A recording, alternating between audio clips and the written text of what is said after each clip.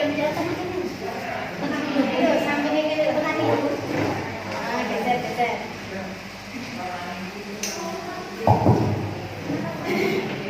semua ya. Sebentar tak ikut musik. Soalnya uangnya aku durung puluh.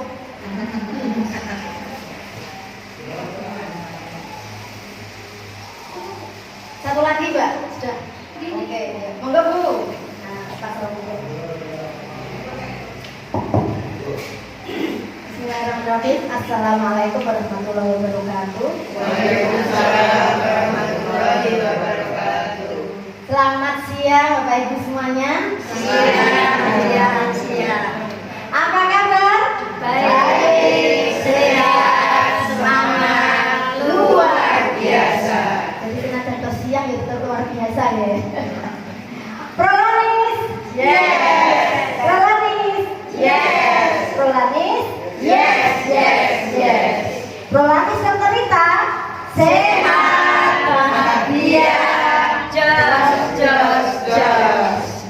Dengan diri dong esok dong mengikuti di dalam ini. Prolanis Dr. Rita? Sehat, bahagia, jos. Luar biasa sekali. Selamat siang Bapak Ibu semuanya. Mohon maaf untuk hari ini penyuluhannya tidak di hari Sabtu minggu kedua pagi, tapi maju di hari Jumat siang. Minggu kedua tetap minggu kedua. Karena besok pada hari Sabtu itu kita sebagian jadwal harus jaga posko di pintu tol Kebak Keramat. Jadi personelnya berkurang, ya. Kita nggak bisa menjalankan kegiatan, dan juga pertimbangannya kalau pagi hari penjenengan habis makan sahur belum mencapai 8 jam. Nah, kalau jam 12 ke atas sih sudah 8 jam ya. Jadi makan sahur tadi ini sudah dihitung gula darah puasa. Begitu ya. Cuman bedanya habis ini tetap menunggu sampai azan maghrib untuk yang berpuasa. Boleh tahu nih Bapak Ibu yang puasa tunjuk jari, puasa Ramadan. 1, 2, 3. Boleh kan yang puasa Ramadan? Oke, Mbak Putri ikut puasa ya. Karena saudaranya kan banyak yang muslim nih, menghormati para saudara. Untuk yang bukan muslim tetap puasa Pak. Ini berarti ngancani. Tapi untuk yang tidak puasa memang tidak ada kewajiban untuk yang tidak muslim untuk puasa, kan ya. Tapi saya punya teman muslim itu juga ada puasa di Jumat apa gitu, Jumat Agung atau apa gitu. Gitu ya. Jadi untuk puasa ini memang sebetulnya untuk penderita JM itu tidak ada kewajiban untuk puasa. Maksudnya begini, ada kemudahan dan kemurahan. Karena penderita penyakit diabetes itu puasa kan diwajibkan bagi umat Islam yang sehat. Nah, untuk yang DM memang tidak wajib, tetapi kalau penderita kuat lebih bagus memang puasa, begitu ya. Jadi ada syarat-syarat yang bisa ikut puasa, di mana kadar gula darahnya sudah terkontrol.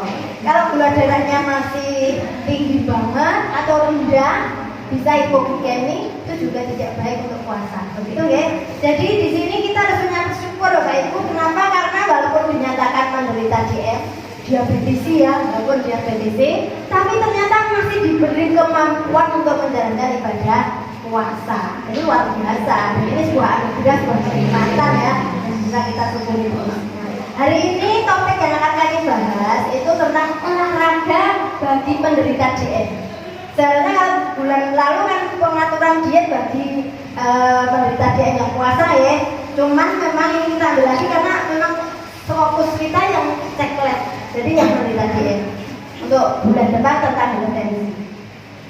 Dan untuk yang menderita hipertensi saja juga nggak usah berkecil hati. Ini perlu tahu informasi ini agar nantinya bisa menjaga diri agar tidak menjadi penderita DM. Karena penyakit hipertensi dan penyakit diabetes itu seperti dua saudara kandung. Satu kena, suatu saat yang satunya bisa kena. Saling mempengaruhi, saling ada keterkaitan. Nah, makanya wajar kalau seorang penderita DM juga menderita hipertensi.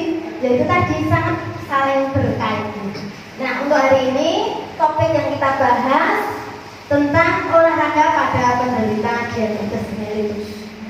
Kita refreshing dulu, mengingat lagi. Kan ini penyakit yang kita sadar untuk menjenengan sebagian besar yang ada di sini penderita diabetes. Maka harus paham kenapa sih penyakit diabetes itu tidak bisa disembuhkan, walaupun mungkin di berbagai medsos muncul informasi bisa sembuh dengan obat ini, dengan herbal ini, dengan pengobatan metode A, metode B. Tapi secara medis penyakit diabetes mellitus tidak bisa sembuh total, tapi bisa dikendalikan untuk selalu terkontrol. Maka dari itu ada hubungan yang sangat erat ini dengan pola makan, dengan obat-obatan maupun dengan olahraga. Nah, gaya hidup itu kunci utama untuk bisa mencegah penderita DM atau sudah menderita DM untuk mencegah komplikasi. Sudah dinyatakan DM itu masih suatu penyakit yang sementara, dalam arti kalau kita tidak jaga bisa timbul komplikasi. Nah, komplikasinya itu yang lebih berbahaya. Kalau di sini paham ya? Ngantuk? Ya, tadi sudah ada yang tidur sebentar. Oh, alhamdulillah. Berarti kalau sudah tidur sebentar, insya Allah malah gitu ya. Baik, ini pintunya sudah jadi ini dikunci aja Bu. Jadi kunci saja. Nah, untuk berbagai penelitian yang sudah ada itu menunjukkan bahwa olahraga itu sangat berkaitan dengan pencegahan penyakit DM atau pengelolaan penyakit DM. Nah, ini sudah berbagai penelitian bisa menurunkan angka komplikasi dan juga bisa memperbaiki kontrol badan. Nah, jadi untuk penyakit DM sendiri itu merupakan penyakit metabolik, jadi gangguan penyakit metabolik yang angkanya itu semakin bertambah banyak. Indonesia saat ini pemerintah menetapkan penyakit prioritas yang harus ditanggulangi secara bersama-sama: penyakit DM, penyakit hipertensi, penyakit TBC, penyakit sama stunting. Nah, jadi angka prioritas ini penyakit DM itu penyakit yang tidak menular, penyakit hipertensi tidak menular, tapi masuk prioritas. Karena apa?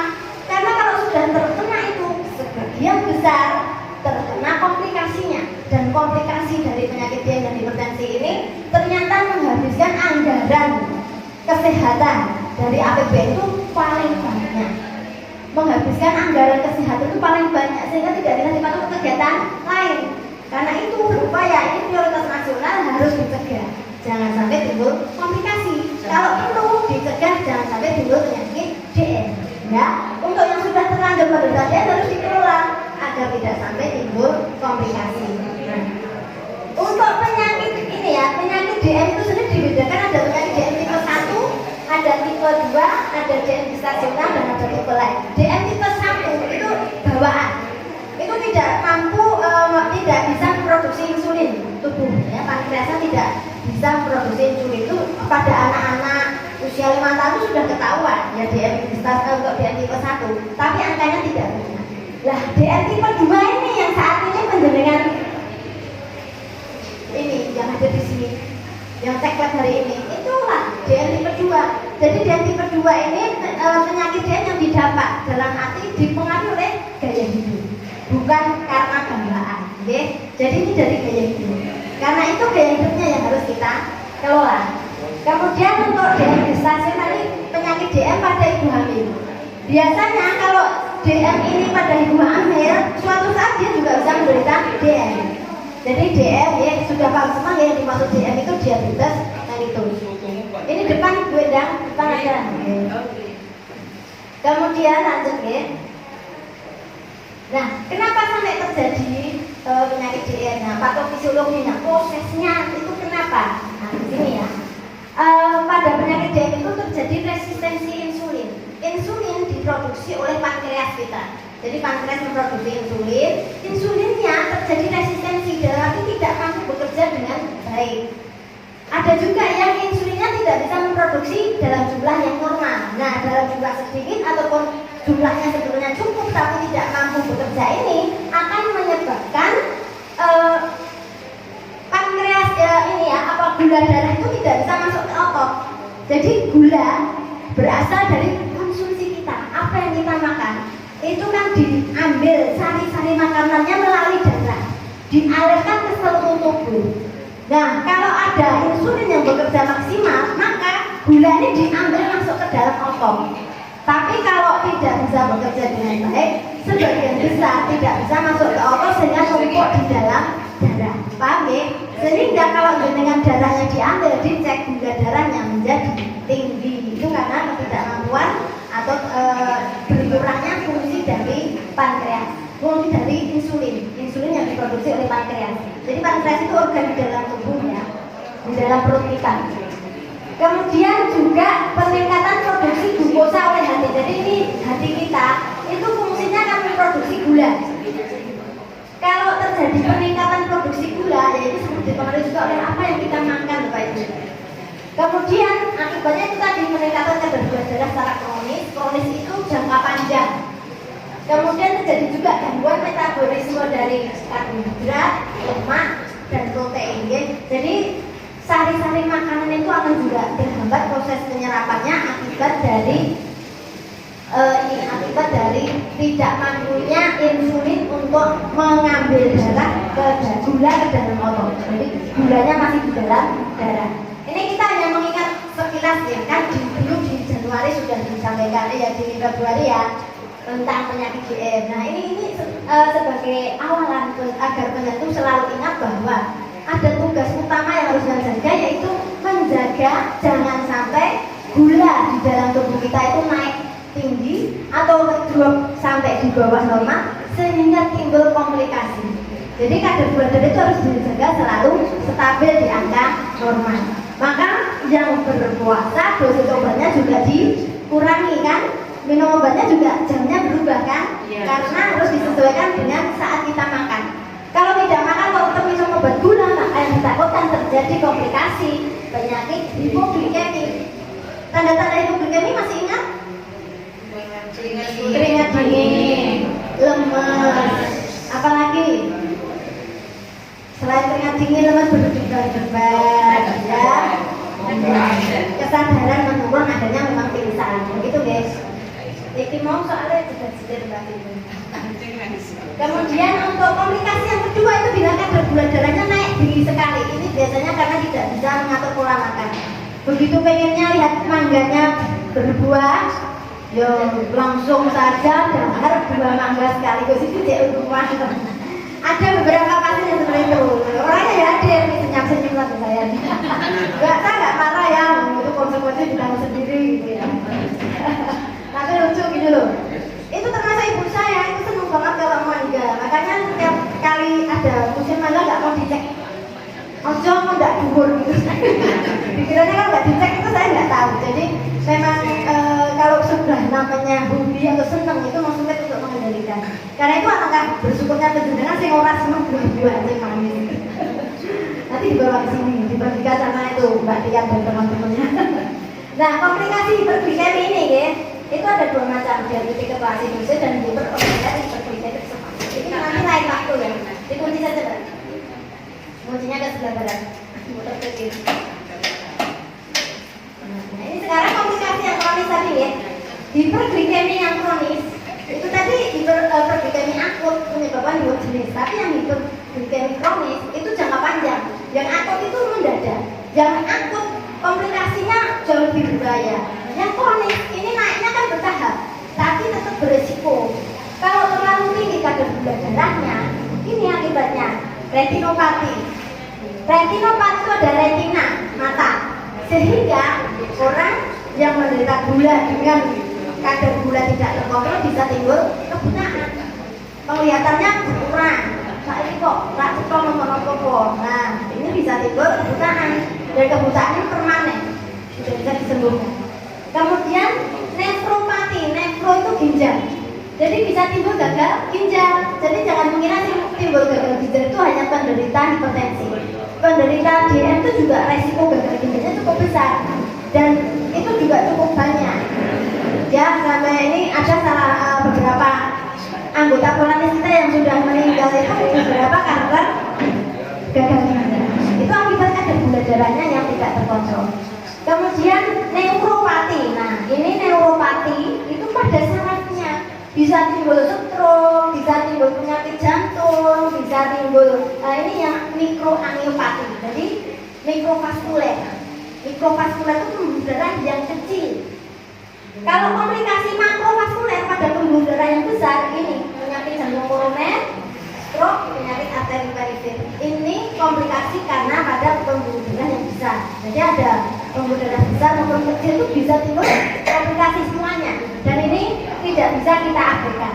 Karena itu Bapak Ibu kalau ada keluhan jimbet-jimbet, apa gendingan atau kok lemesan, itu jangan disepelekan. Jadi tidak boleh disepelekan, harus segera berobat, harus segera konsultasi. Oke? Karena itu adalah gejala-gejala dari komplikasi pada pembuluh darah. Ya, maka harus segera dikonsultasikan dengan dokter. Tidak boleh diobati sendiri loh ya. Terus ada di dokter sendiri itu banyak.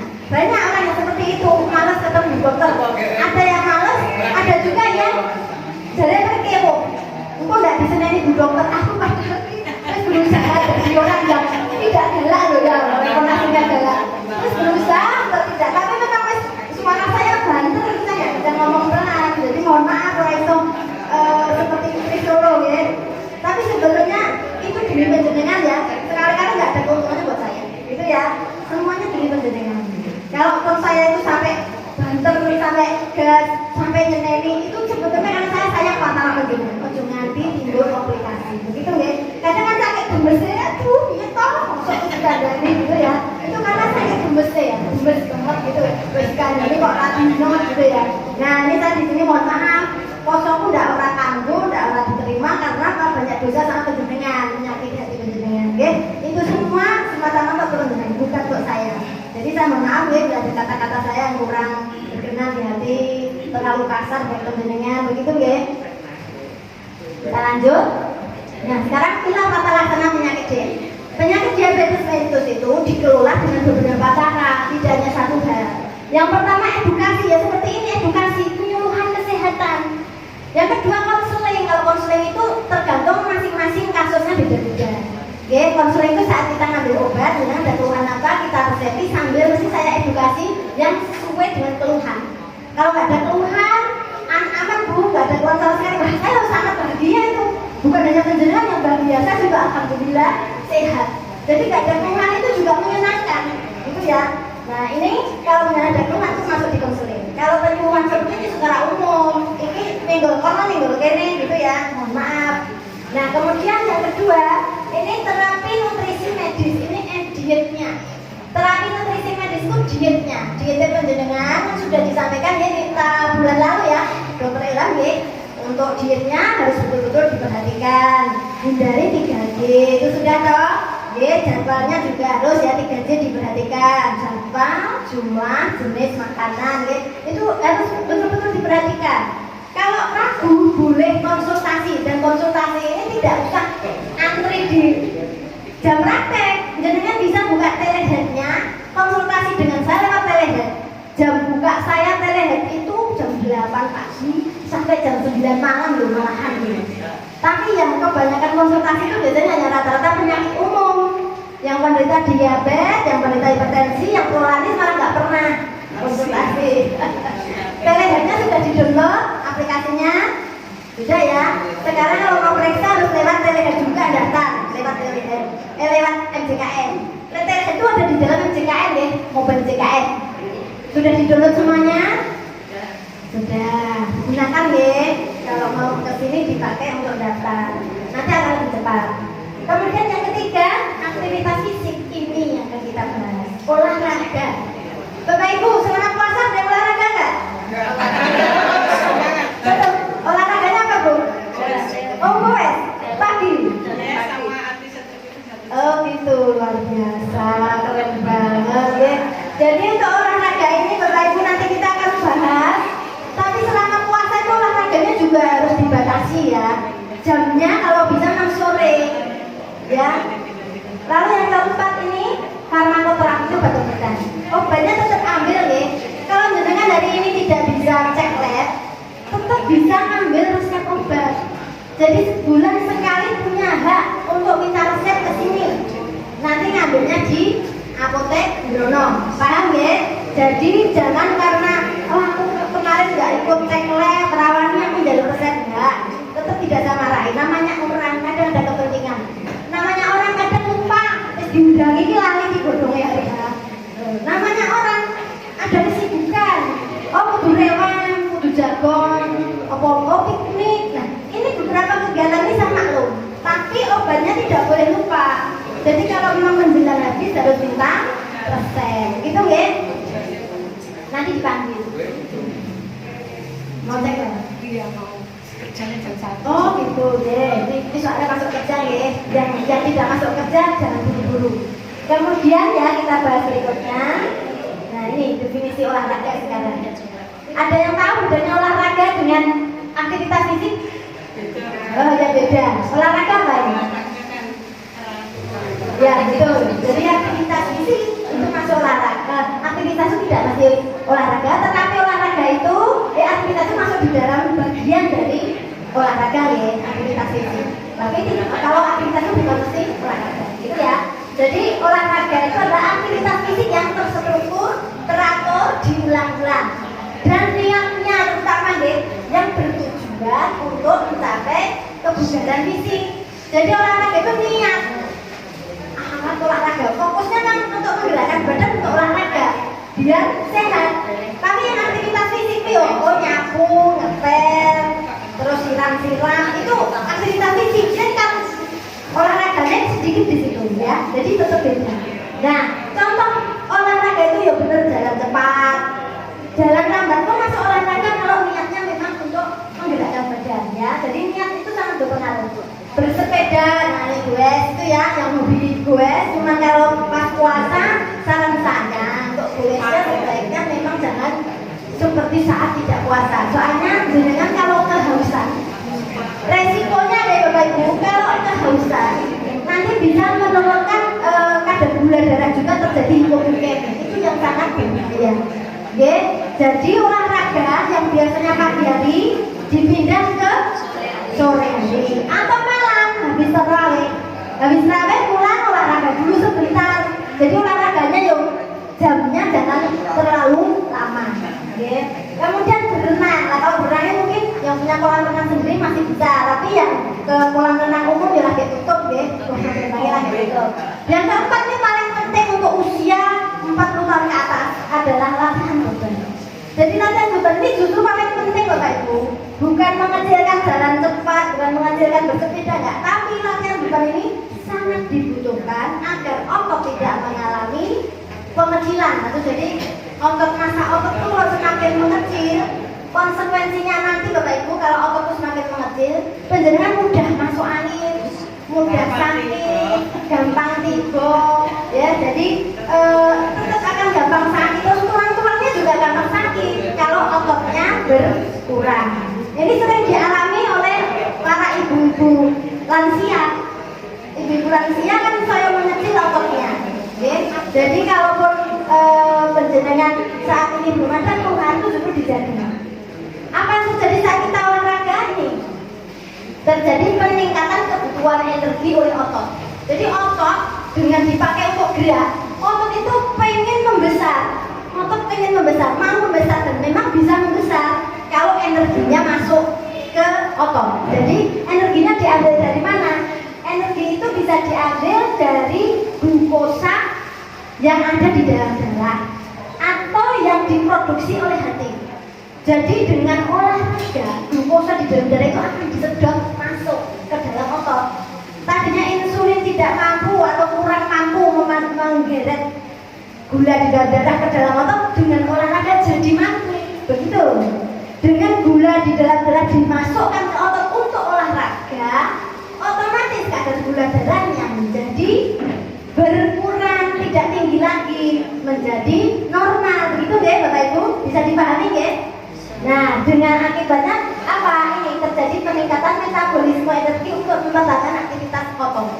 Dampaknya otot kita akan tambah kenceng. Jadi orang gemuk, nomor absen 1 tadi. 1, 2. Absen 1, 2, 3 boleh keluar untuk cek lab. Urut nanti 3 gitu ya. Nah, enggak aneh. Untuk otot ini ya, kalau kita olahraganya rajin, otot itu akan membesar dan kencang.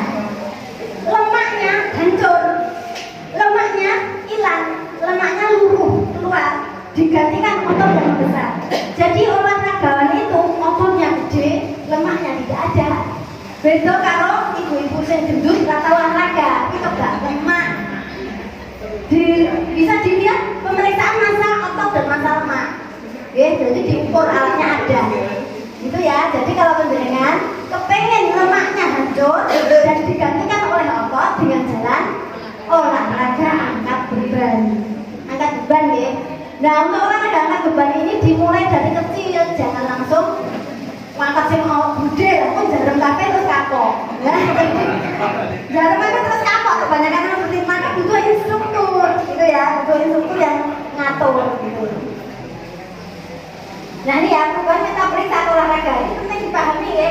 Otot meningkatkan pengambilan glukosa dari darah.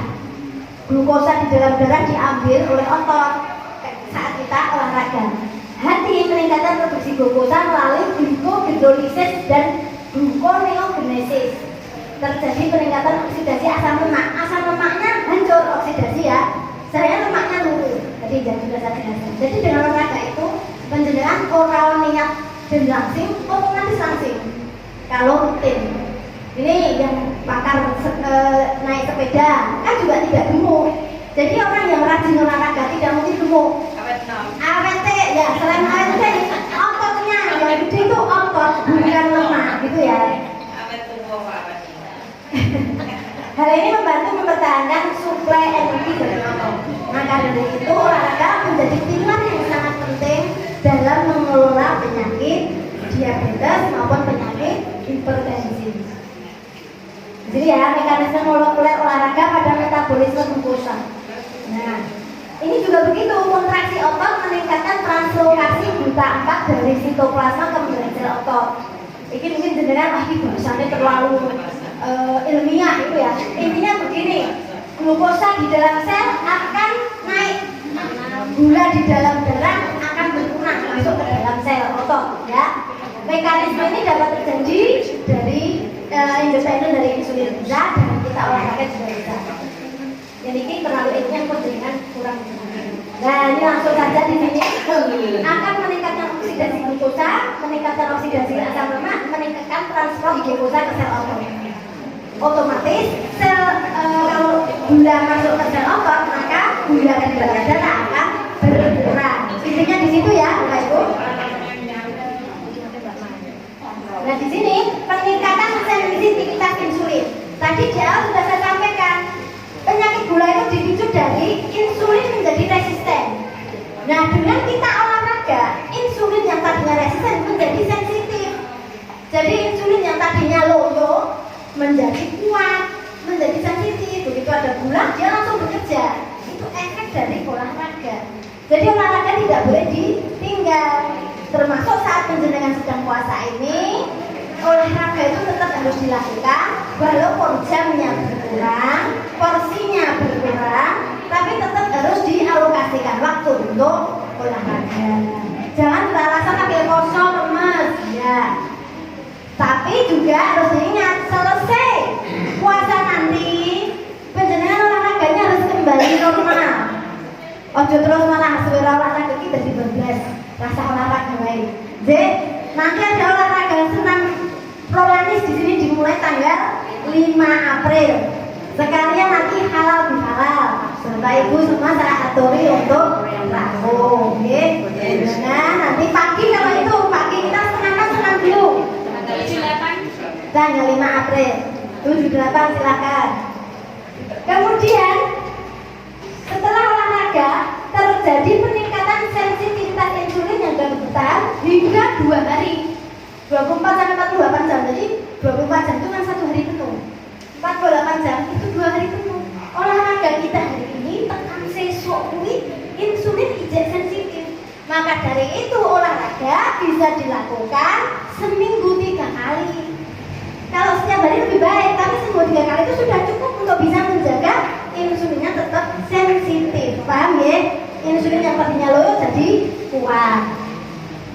Dan di sini akan membantu kontrol glikemik pada penderita diabetes. Jadi untuk penderita diabetes yang rutin olahraga seminggu 3 kali itu akan membuat insulinnya sensitif, bisa bekerja menarik gula di dalam darah masuk ke dalam sel-sel otot. Begitu ya? Maka bisa bertahan di angka normal. Tapi tidak lepas dari pola makan ya, jadi dietnya juga harus diatur. Maka DKO itu siapa takut? Diet siapa takut? Berkat DKO, diet kontrol olahraga. Jadi pada titik olahraganya itu, kalau kita olahraga bisa menjaga sel ototnya aktif menarik gula di dalam darah. Inti dari olahraga pada penderita DM, olahraga itu secara teratur dilakukan akan membuat ini ya, kadar HbA1c itu bisa turun. Penjenengan yang kemarin cek tahunan, yang di bulan Desember yang kadar HbA1c-nya tinggi siapa? Tunjuk jari. Oh, sudah turun. HbA1c-nya yang tinggi siapa kemarin Desember? HbA1c itu diceknya 6 bulan sekali. Ya. Kalau yang rutin setiap bulan ini hanya kadar gula darah puasa. Yang HbA1c ceknya 6 bulan sekali, nanti bulan Juni dan Desember. Kalau kemarin Desember tinggi, maka harus dikejar untuk bisa turun. Salah satunya dengan olahraga, begitu ya. Selain juga rutin minum obat. Yang kedua, meningkatkan sensitivitas insulin. Jadi insulinnya bisa kuat lagi untuk menarik darah, menarik gula di dalam darah masuk ke otot. Yang ketiga, membantu menurunkan berat badan. Yang bagus toh olahraga. Paling tidak menjaga berat badan itu stabil, tidak semakin naik akibat apa yang kita makan. Siapa yang berapa Mbak? Nanti ya. Kemudian Pak memperbaiki profil lipid. Profil lipid ini lemak kita. Ada lemak jenuh, ada lemak tidak jenuh, ada HDL, ada LDL, ada lemak total, ada trigliserid. Nah, dengan olahraga, trigliserid bisa normal, kolesterol bisa normal. Begitu nggih? Kira-kira Mbak?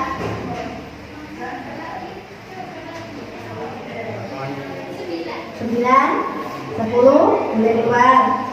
Ya, sambil cek lab, sambil mendengarkan ya.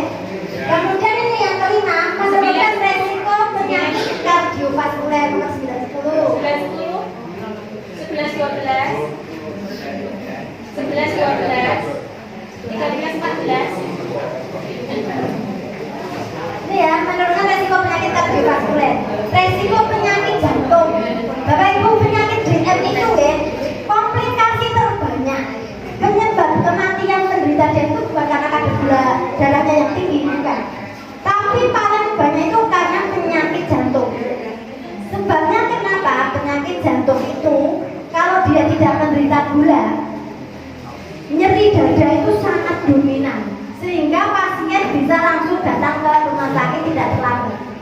Tapi kalau penderita gula, ada komplikasi mikroangiopati tadi yang menyebabkan makroangiopati ya, yang besar itu menyebabkan tidak mampu merasakan rasa nyeri lagi, sehingga saat penyakit jantung terkena ya, kalau orang biasa kesakitan yang banget, ini tidak, jantungnya kena tapi dia tidak terasa sakit, paling untuk mungkin. Makanya kalau penjenengan ada keluhan sesek tidak boleh diabaikan, karena bisa saja jantungnya kena tapi jenengan enggak terasa nyeri, itu ya. Kalau orang yang tidak menderita DM itu begitu kena penyakit AMI, akut myocarditis infark, jadi serangan jantung mendadak, wah itu tuh kesakitan luar biasa, jembling-jembling kesakitan, tidurnya lorong.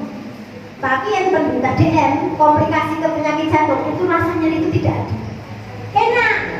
Tapi Umi ngerti-ngerti henti jantung, ngerti-ngerti malaikat Israel menjemput. Makanya dari itu penyakit DM itu terbanyak penyebab kematiannya karena penyakit jantung. Orangnya mengabaikan. Jadi pesan saya, kalau ada keluhan ampel, sesek, nggak boleh diabaikan. Harus segera datang ke klinik, harus segera datang ke rumah sakit untuk dicek betul, direkam jantungnya. Apakah memang ada hambatan pada jantungnya? Itu ya.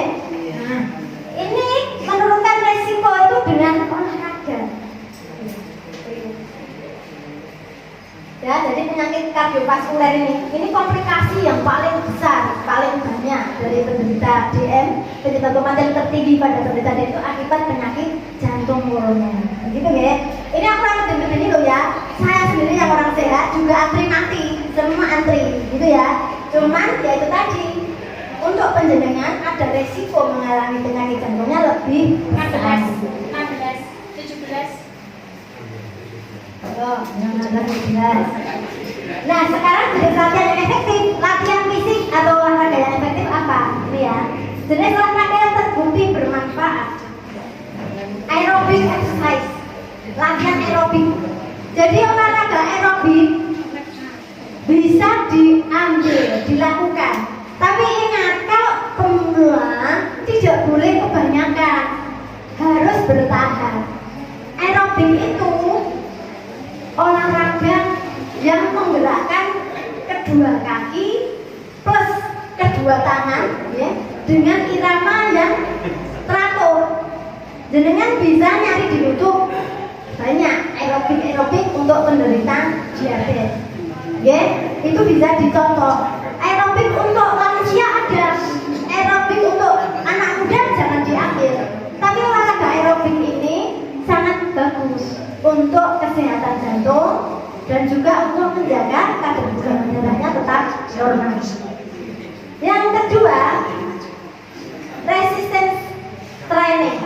Ini seperti angkat beban. Jadi penjenengan bisa pakai botol minuman aqua double loro, kanan kiri pegang, angkat. Gerakannya rutin. Ya, jadi diangkat. Nanti gerakannya bisa begini. Cari instruktur atau cari instruktur di dalam YouTube. Jadi ada yang dicontoh ya. Gerakannya harus betul loh ya. Jadi bisa minta tolong suaminya atau istrinya atau anaknya. Ini gerakannya sudah sama dengan di televisi atau belum. Jadi lihat di YouTube. Gerakannya yang benar yang bagaimana itu ada contoh-contoh ya. Jadi untuk olahraga angkat beban ini juga bagus. Untuk menjaga apa? Untuk menjaga agar otot kita itu bisa terus aktif. Kalau ototnya aktif, insulinnya menjadi aktif, gula di dalam darah bisa aktif ditarik masuk ke dalam otot. Begitu ya. Jadi olahraga angkat beban ini penting banget Bapak Ibu. Kalau tidak beli dumbbell. Dumbbell itu sudah isinya itu pasir. 2 sepasang. Dimulai dari 1 kiloan dulu. 1 kilo. Nanti kalau 1 kilo kok wis terlalu enteng, ditingkatkan 1,5 kilo. Kalau 1,5 kilo kok wis terlalu enteng, beli yang 2 kiloan. Tunggu sepasang-sepasang. Saya tuh punya 1 kilo, 1,5 dan 2 kilo. Itu sangat efektif untuk membuat saya yang dari kurus ototnya enteng jadi terisi lagi. Betul. Jadi ototnya jadi besar lagi. Dengan berat badan, memang kalau saya tujuannya kan berat badan jangan berkurang, kan bertambah kan. Berat badan saya tambah. Tapi ototnya yang gede, jadi bukan karena tambah lemak, tapi tambah ototnya. Jadi suami saya sampai pegang ini ototnya kandel, dulu tipis banget gitu ya. Dan ini membuat kita nggak gampang masuk angin, yang otot gede. Sebagai penahan tubuh kita, begitu ya. Nah yang tipis, ototnya tipis, balong kuwi kena angin gampang banget, gampang orang balong, betul. Tulang-tulang sakit itu gampang kalau kita terlalu kurus, begitu. Kemudian yang ketiga nih, high intensive interval training. Ini kombinasi, jadi ada aerobik sambil angkat beban. Ya divariasi, kombinasi itu lebih bagus lagi, begitu ya. Olahraga ini sangat bagus. Dulu saya sudah nyarankan ya untuk penderita diabetes dan hipertensi untuk peserta prolanis untuk jalan sehat ya, jalan sehat prolanis, di mana gerak sehat prolanis itu GSP itu 30 menit, di mana setiap 3 menit lambat, 3 menit cepat sampai 5 kali diulangi. Itu juga sudah diteliti, itu bagus. Apalagi dengan kombinasi dengan angkat beban. Ya kalau pas jalan-jalan nanti angkat bebannya berhenti, itu bisa. Ya, jadi saya perhatikan di beberapa tutorial itu, saat kita angkat beban kaki kita diam. Kadang ya dengan posisi squat, jadi olahraga squat itu begini Bapak Ibu. Setengah, ini menguatkan otot kaki. Rajin jalan itu juga menguatkan otot kaki. Untuk otot kaki itu juga termasuk exercise untuk kaki. Kalau penjenengan kakinya sehat, kakinya kuat, itu sudah mempertahankan separuh usia kita. Dalam arti orang itu kalau sudah cedera terus pakai alat bantu itu dia kualitas hidupnya sudah turun. 18, 19. Tapi kalau kita kakinya tetap kuat, insya Allah kita itu akan sehat dan panjang umur. Begitu ya? Itu makanya dipertahankan kakinya untuk selalu sehat. Tapi kalian penjenengan jangan pas alas kaki ya. Kadang-kadang ada sih orang nyarankan jalan yang namanya apa? Growing atau groning gitu. Grounding itu apa? Grounding itu jalan di tanah tanpa alas kaki. Itu kalau untuk orang umum silakan, tapi yang menderita dia jangan sekali-kali lakukan itu. Resiko kakinya luka sangat besar, sangat bahaya. Okay? Jadi biarlah orang melakukan grounding tapi tetap menderita. Untuk penjenengan jangan. Begitu ya. Olahraga jalan kakinya silakan. Olahraga senamnya silakan. Olahraga mau berenang silakan. Tapi kalau jalan di tanah harus pakai alas kaki. Wong saran-saran itu di dalam rumah pakai alas kaki yang khusus untuk rumah. Alas kaki yang khusus di dalam rumah kan bersih terus ya. Jadi tetap pakai. Olahraga orang baru dondong-dondong jarumnya dibonek isor raketok kepidak sikil. Orang krosok kaki kita nggak merasa sakit, tapi ngerti-ngerti suwe ombong terus ramari-mari. Bapak ibu yang pernah luka kakinya kalau dia menderita DM, liane luka itu seminggu sembuh. Penderita DM termisasi ramari-mari. Jadi itu betul, ini fakta kan? Gak sembuh. Maka dari itu, mari kita olahraga, tapi tetap hati-hati. Jangan sampai kaki kita menginjak sesuatu yang berbahaya. Lanjut ya. Nah ini rekomendasi umum. Itu rekomendasi umum itu maksudnya untuk semua masyarakat. Tidak hanya khusus untuk penderita DM. Dari WHO, olahraga itu pedoman internasional rekomendasinya sekitar 150 menit dalam 1 minggu. Aktivitas aerobik intensitas sedang 150 menit dalam 1 minggu. Maka bisa dibagi dalam 5 hari kan 30 menit dalam 5 hari. Kemudian dilakukan minimal 3 hari per minggu. Berarti kan sekali olahraga tidak hanya 30 menit, tapi lebih dalam 150 dibagi 3 berarti kan 50 menit seminggu 3 kali. Tanpa jeda lebih dari 2 hari berturut-turut. Jadi ada yang olahraganya hari ini terus esok meneh itu juga bisa. Kalau penjenengan Anda yang terbaik dalam arti menurut penjenengan paling nyaman. Jadi kenyamanan seseorang itu tidak sama. Ada yang saya nyamannya olahraga 30 menit setiap hari, monggo. Ada yang saya nggak bisa setiap hari, saya waktu longgar, saya itu seminggu 2 kali silakan. Tapi tetap diupayakan 150 menit dalam 1 minggu. Ini untuk masyarakat umum, jadi tidak hanya untuk penderita DM. 21, 22. Kemudian ya beberapa latihan aerobik yang bisa dilakukan. Yang pertama, jalan cepat. Jalan cepat ini dengan mengayunkan kedua tangan, gitu. Jadi tangannya harus mengayun itu sambil mengeluarkan energi. Jadi itu termasuk angkat beban untuk tangan. Kakinya jalan tuh olahraga angkat beban kaki, tangannya mengayun itu olahraga angkat beban. Jadi mengangkat beban itu tidak mesti pakai alat, Bapak Ibu. Tangan kita naik ke atas kencung begini, kita kencung. Nah ini itu termasuk angkat beban ini, walaupun nggak pegang apapun. Ini kan teman-teman apa? Itu ya. Ini juga mengeluarkan energi yang besar, itu ya. Jadi untuk penjenengan kalau mau olahraga, mulai dari awal yang sebentar dulu, yang kecil dulu. Pakai botol minuman isi 600 cc itu kan tanggung. Tapi lebih enak dumbbell, Pak Ibu. Kalau dumbbell itu yang 1 kiloan itu sudah terasa. Dulu saya pertama pakai 1 kilo berat ya, tapi sekarang udah ringan. Kalau udah ringan berarti ototnya sudah semakin kuat, gitu ya. Ini juga sangat berpengaruh. Jadi bertahap, jangan langsung 5 kilo diangkat. Engkau tolong dino ramari bermain. Betul. Jangan ke ini tempat fitness booster. Di situ kan alatnya gede-gede semua ya. Yang paling kecil mungkin 4 kiloan. Itu yang nggak pernah kalau langsung pegang itu nanti jangan jarum kesakitan bisa 3-4 hari. Nah ini tidak baik. Jadi harus dimulai di rumah dulu yang 1 kilo, 1,5 kilo, 2 kilo. Kalau sudah 3 kilo enteng silakan ke fitness angkat-angkat yang 4 kilo, 5 kilo. Jadi bertahan. Gitu deh. Jadi ini harus bertahan. Kemudian berenang ini juga nanti kalau sudah tidak puasa boleh dilakukan lagi ya. Itu bagus untuk lansia, apalagi menderita diabetes. Jogging ringan ini juga bagus. Di sini tidak ada saran untuk badminton ya. Tidak boleh larangan keras badminton. badminton, tenis meja, bulu tangkis, bulu tangkis kalau badminton waduh, apa itu tenis, ya, voli, sepak bola, jangan.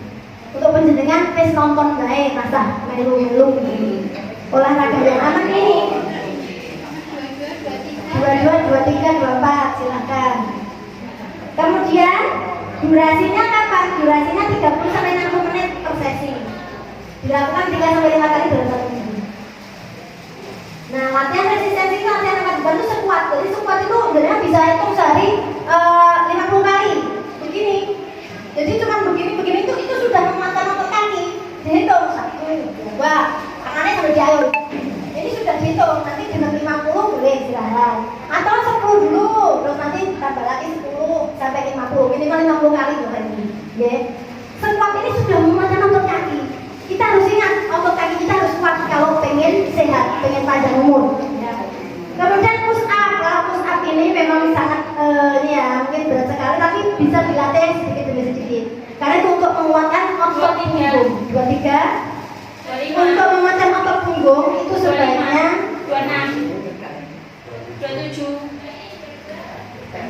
22. 22. Mungkin udah janji sih. Ciko, kenapa langsung mulai? Ya sudah. 26. Untuk olahraga push up ini bisa dilatih ya. 29. Lalu latihan beban ringan, ya. Ini latihan beban ringan seperti ini ngangkat. Kalau ini yang dipegang ini gambar ini 10 kilo ini. Kalau kita latihan dari yang kecil dulu ya. Saya sampaikan begini agar tidak otot kita itu tidak sampai kesakitan. Bertahan. Hal yang perlu diperhatikan Bapak Ibu sebelum olahraga. Yang pertama, periksa kadar glukosa darah dulu. Maka hari ini cek lagi itu penting sekali. Untuk acuan, saya berapa? Karena kalau mau memulai olahraga belum tahu kadar gula darahnya, nanti tidak resikonya terjadi hipoglikemi, ya. Jadi nanti tidak, kalau terjadi hipoglikemi saat cek lab, ya jangan olahraga dulu. Karena itu tadi, nanti insulinnya bekerja aktif mengambil gula di dalam darah semakin drop nanti, gitu ya. Jadi untuk olahraga sebaiknya tahu dulu kadar gula darahnya. Tidak setiap hari cek, enggak, sebulan sekali cek labnya ya. Kemudian gunakan sepatu yang sesuai. Kalau pilih sepatu Bapak Ibu jangan cari yang murah saja ya. Murah boleh, tapi kuncinya satu nyaman dipakai. Harus yang nyaman dipakai empuk.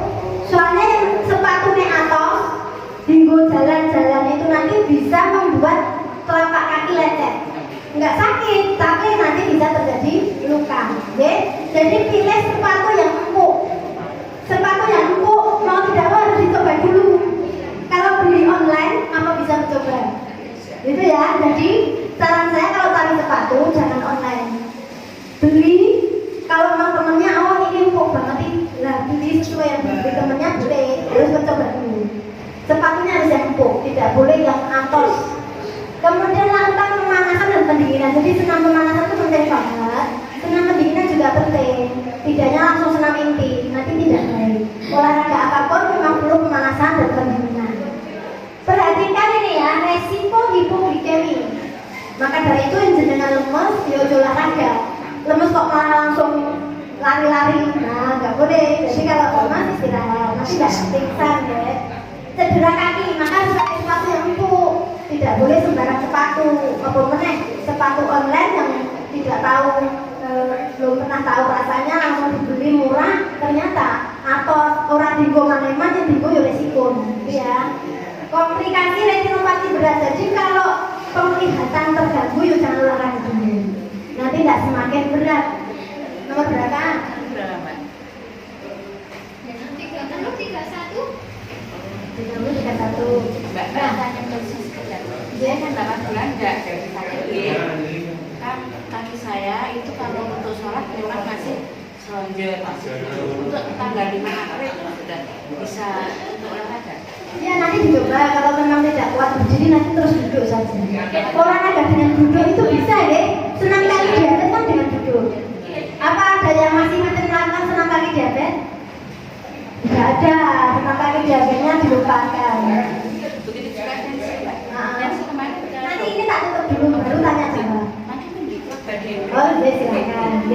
Jadi kesimpulannya, olahraga itu merupakan komponen yang penting dalam pengelolaan tata laksana penyakit diabetes mellitus. Tidak boleh ditinggal. Ada diet, ada cek gula darah, ada pengobatan, penulisan resep, minum obat, ada juga olahraga. Jadi olahraga ini tidak boleh ditinggalkan, harus rutin dilakukan. Nah, pada saat puasa olahraganya bisa sore menjelang buka puasa atau malam habis sahur. Dan waktunya tidak usah panjang, mungkin cukup 15 menit, tidak usah sampai 30 menit. Ya.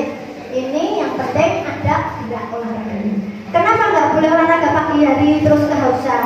Satu, selain terjadi hipoglikemi, ginjalnya itu jadi beban karena dia butuh, ada ginjal itu butuh air, airnya nggak ada, jadi gitu jadi kencung, jadi sakit.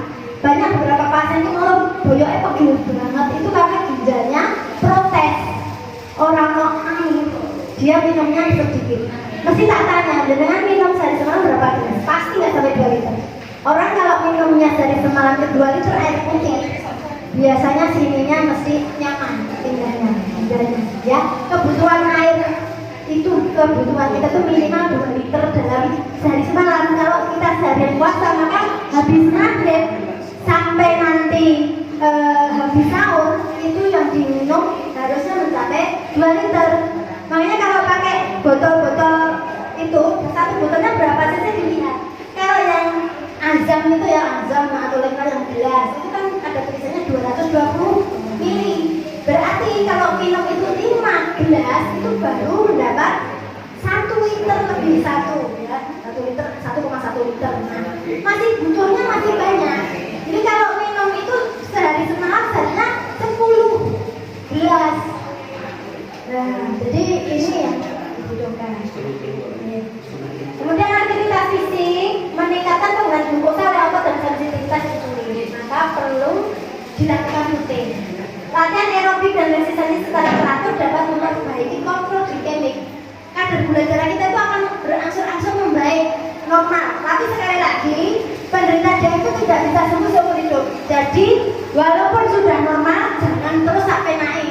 Wah, normal ini aku sehat, terus mana nyamuk. Nah, itu kebanyakan orang seperti itu.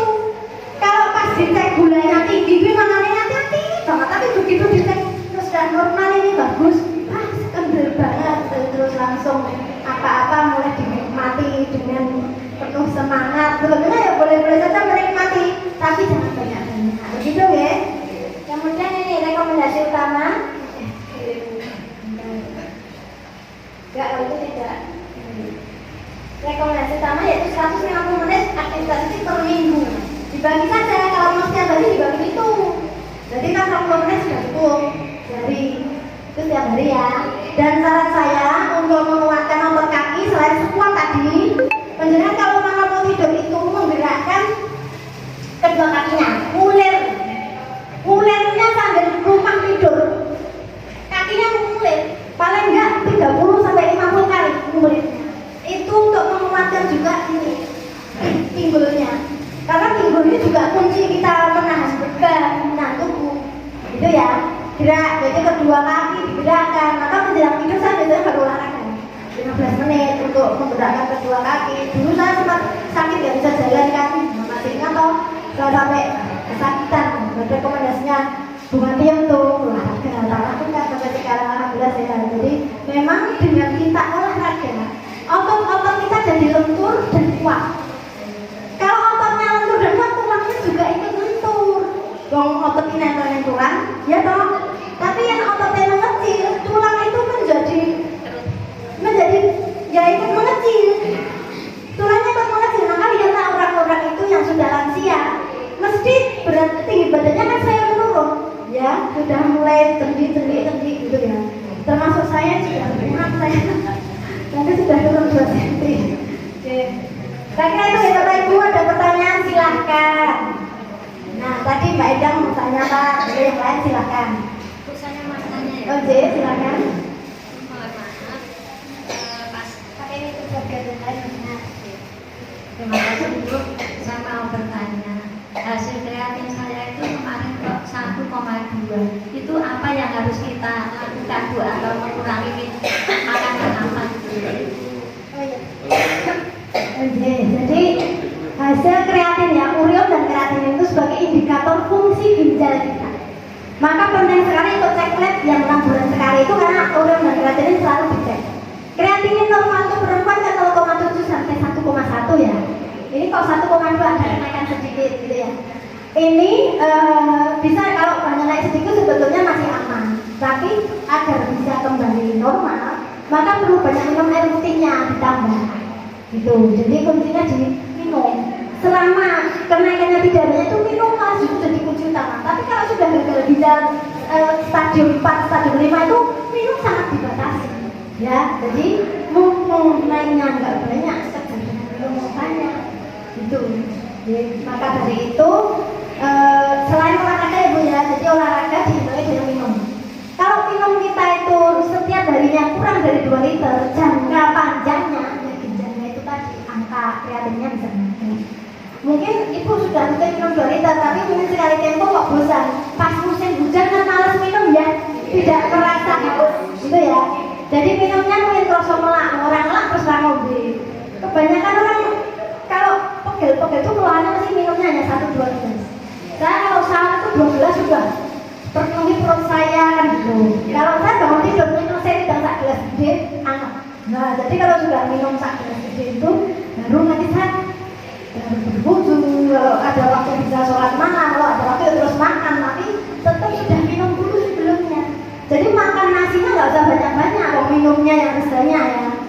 Itu ya, sama proteinnya ditambah ya Bapak Ibu. Jadi untuk protein ini bisa daging, bisa telur, bisa tahu, bisa tempe ya. Jadi tidak mesti kudu daging, bisa ikan, pokoknya protein tetap dibutuhkan. Dan makan buahnya juga diusahakan walaupun hanya sepotong tapi tetap ada. Jadi kebutuhan gizinya tetap seimbang. Begitu ya. Tidak hanya dari nasi dan minum es saja. Kalau yang saya tahu tuh kebanyakan sukanya kan es teh. Buka ya es teh itu. Untuk sudah seusia saya ke atas ya, itu sudah 55 tahun. Jadi seusia saya ke atas itu sebenarnya harus mulai mengurangi es. Gitu ya, sesekali boleh, tapi lebih bagus lagi justru air putih. Yang hangat itu lebih bagus. Ya, karena sesuai dengan suhu tubuh. Jadi tidak mengagetkan. Makan buah kurma silakan 1 atau 3 butir, tapi tetap air putihnya harus masuk. Gitu ya. Ada pertanyaan lagi? Jadi silakan. Saya ke dokter gini, tensi saya 129/62 ya. Terus dari dokter disarankan untuk amlodipin yang 5 mili. Sekarang tadi tensi itu tinggi 139/95. Nah itu akhirnya saya amlodipinnya berapa mili. Jadi kembali. Iya. Jadi gini, ada beberapa pasien saat minum amlodipin 10 mg itu tensinya terus melemah terus merasa sudah tidak butuh obat. Begitu tak coba dulu, coba diganti 5 mili atau diparuhnya, berarti diparuh minum separuh. Minum separuh baru 2 hari diganti lagi es buah. Tetap dia harusnya 110, tidak usah diturunkan. 100 minum amlodipin 10 mg bisa diturunkan dari miligram kalau setiap tensi di bawah 110. Misalnya 100, 105 itu boleh jadi 100 jadi 5 mili. Oke, jadi kalau namanya karena penjenengan juga menderita DM. Jadi kalau menderita DM, kalau orang normal hanya hipertensi saja ya, orang hipertensi tanpa HDM itu kan minum obatnya kalau 140/90 ke atas, di bawah 140 tidak obat nggak apa-apa. Tapi untuk penderita DM, tensi 130 itu sudah masih minum obat tensi. Ya, karena untuk mencegah komplikasinya, risiko komplikasinya lebih gede. Jadi minum obatnya berapa? Boleh 5 mili, tapi kalau minum 5 mili kok tetap 130 lebih, 10 mili. Oke, sekarang 10 mili boleh diganti 5 mili kalau setiap tensinya di bawah 110. Oke. Jadi kalau masih 115 tetap 110, berarti pakai 10 saja, jangan ganti 5. Oke, ini pengalaman saya menghadapi beberapa pasien dia setiap hari di tensi sendiri, punya tensi, setiap hari lapor saya itu. Saya tensi sekian, saya sudah diurus saja 60 mili. Ya, saya ganti sendiri 5 mili. Ya, tontonan. Besok terus lapor. Ini saya Nah, iya, jadi kalau tensi itu pakai 10 mili kok masih 115, pertahankan 10 jam. Oh gitu. Boleh ganti 5 mili itu kalau dia tensi sudah di bawah 110. Oh gitu. Nah, 100, 105, itu boleh ganti 5 Kalau mili. yang saya drop itu yang bawah saya itu Nah, sampai berapa? 6, kadang 50, kemarin itu 60. Minum air putihnya berapa gelas sehari? Banyak. Banyak. Iya. Olahraganya gimana? 8 bulan nggak olahraga. Nah, itu. Sakit. Jadi terjadi ketidakseimbangan metabolisme tubuh karena kurang olahraga. Jadi dari tensi yang tinggi, sistoliknya tinggi, diastoliknya kok sangat rendah. Dengan yang sistolik dan diastolik jaraknya hanya 15 misalnya. Kalau jaraknya terlalu kecil itu kurang minum. Tapi kalau jaraknya terlalu tinggi itu olahraganya yang jauh banget dari api, jadi nggak pernah olahraga. Dan silakan juga nggak olahraga. Jadi olahraga itu bisa dimulai sambil duduk, karena kakinya sakit kan. Olahraga dengan duduk, gerakan itu senam kaki diabetes sudah dilakukan belum? Lupa. Ya kan? Kali langsung. 37, kalau sakitnya dilumpuhin kan? Lumpuhin ada lumpuh. Oke. Ya gitu ya Bapak Ibu, monggo yang dipanggil biasa keluar nih, bisa jualannya menek kok terus hilang nih ya. Ya boleh. Oh, lagu beri ya piro iki. Jawa. Jawa iki. Di PSK. Jam loro rongane awak kudu benar. Kudu benar kok ya, bukan mandi berangkat jam 5. Mandi jam 4 mandinya gitu. Oh enggak sampai jam 3 ini sebentar lagi kita tutup. Makanya ada pertanyaan lagi. Ya, saya pertanyaan yang lain. Ini waktu kene jenenge sebenarnya masa ini. Tahu kayak tering. Selama lagi kayak tering, saya itu bubur datang jam 5, tapi masa aku tadi kesel ya, tapi ya dong. Nanti suat banget, makanya ini lah kayak jam loro wis ra bubur itu lah, rasanya kurang pas gitu. Tidak telat. Nah, kita kan telat kali jundro. Kita memang yang berjalan kan bawa pinjer, kalau ngomongin res mata, lain telat dipotong TPT-nya gitu loh. Tapi kalau Google nggak enak, kita teko jam 4, teko jam 5, kalau sing meh dibilang ada, kok selesai gitu ya. Malah sing teko kene iki pasti kayak dhisik gitu karena itu di paling depan. Itu pengalaman saya. Teko kene malah itu sego dhisik gitu. Tapi memang butuh menurunkan silangan rohaninya, makanya jam 5 itu paling ideal. Gak usah terlalu awal, aku gak jenuh menunggu azan datang. Nggak sampai begitu. Ada pertanyaan lagi? Kalau tidak ada pertanyaan lagi, saya akhiri ya Bapak Ibu. Ya dulu. Ada Kan gini, saya kan biasanya waktu masih sehat itu kan seminggu 3 kali olahraga. Terus ini ada ajakan, itu teman untuk olahraga yoga itu enggak pernapasan itu boleh nggak seminggu 4 kali? boleh, bagus itu yoga, boleh dilakukan. Jadi seminggu 4 kali nggak apa-apa. Ya, sebenarnya bertahap dulu lah, jangan langsung 4 kali. Cukup 2 kali dulu. Nanti ditambah gitu. Sampai semangatnya terus bingung. Boleh seminggu 2 kali dulu, terus seminggu 3 kali. Baru nanti 4 kali terus gitu loh ya. Jadi diatur sendiri, jangan sampai berlebihan. Apapun itu walaupun baik, kalau berlebihan menjadi tidak baik. Begitu ya Bu Eda. Ada lagi pertanyaan? Yang sudah ada pertanyaan kok pamit dulu. Itu bertanya lagi. Kalau tenang aku. Ibu yang di belakang ada pertanyaan? Tidak ada ya? Untuk hari ini tidak ada snack ya Bapak Ibu. Jadi saya tidak plan ke BPJS, tapi saya tetap laporan ada kegiatan penyembuhan. Gitu ya. Dan ini memang diwajibkan, penyembuhan itu diwajibkan. Yang nanti awak ya turun ya boleh ya. Tapi ya sudah karena itu kewajiban, maka kita lakukan. Semoga yang kita lakukan siang hari ini ada manfaatnya dan ada nilai ibadahnya. Ya, jadi dengan adanya belajar mencari ilmu atau menambah ilmu kan tahu dalam penyembuhan berarti ada ilmu masuk. Nah, dengan niat mencari ilmu itu sudah ada pahalanya. Apalagi bulan Ramadan di tingkat berlipat ganda